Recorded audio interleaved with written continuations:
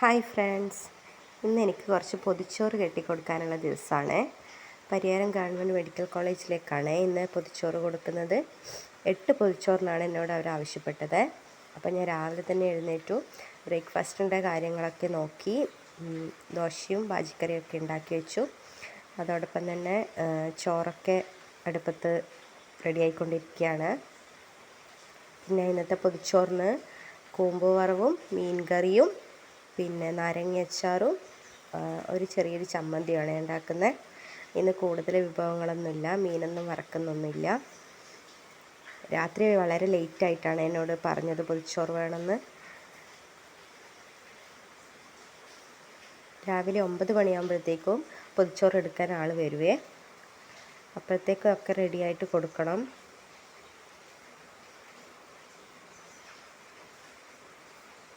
കൂമ്പ് വറവാണ് ഇപ്പോൾ ആക്കിക്കൊണ്ടിരിക്കുന്നത്. പിന്നെ ഒരുപാട് പാത്രങ്ങളൊക്കെ കഴുകാനുണ്ടായിരുന്നു, പാത്രങ്ങളൊക്കെ കഴുകി വെച്ചു. പിന്നെ ഞാൻ ഫസ്റ്റ് കറിയാണ് പാക്ക് ചെയ്യുന്നത്, മീൻ കറി.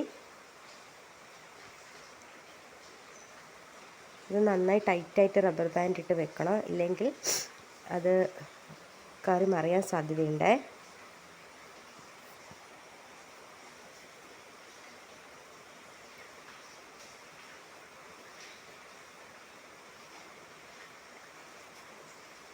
ഞാൻ വീണ്ടും കുറച്ചുകൂടെ കറി എടുത്ത് വന്നു, അതും കൂടെ ഫില്ല് ചെയ്തു.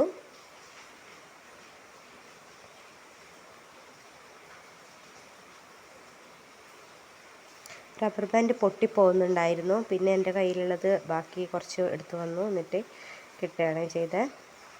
ചോറ് പൊതിഞ്ഞ് വെക്കാം. ഇല ഗ്യാസ് സ്റ്റോപ്പിൽ വെച്ച് വാട്ടിയെടുത്ത് ഈ പൊതിച്ചോറ് പൊതിയൽ എനിക്ക് ഭയങ്കര ടാസ്ക്കാണ് ഗൈസ്.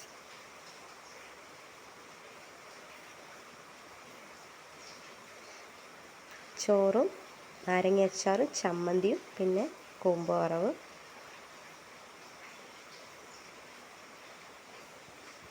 രണ്ട് റബ്ബർ ബാൻഡ് ഇട്ടിട്ട് അതൊന്ന് ടൈറ്റ് ചെയ്ത് കൊടുത്തേ.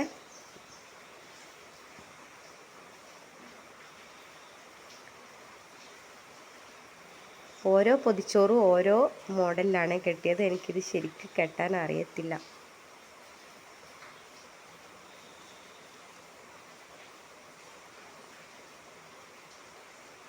അങ്ങനെ 9 മണിയാകുമ്പോഴത്തേക്ക് അവർ വന്നു, ചോറൊക്കെ കൊടുത്തു, ഹാപ്പിയായി.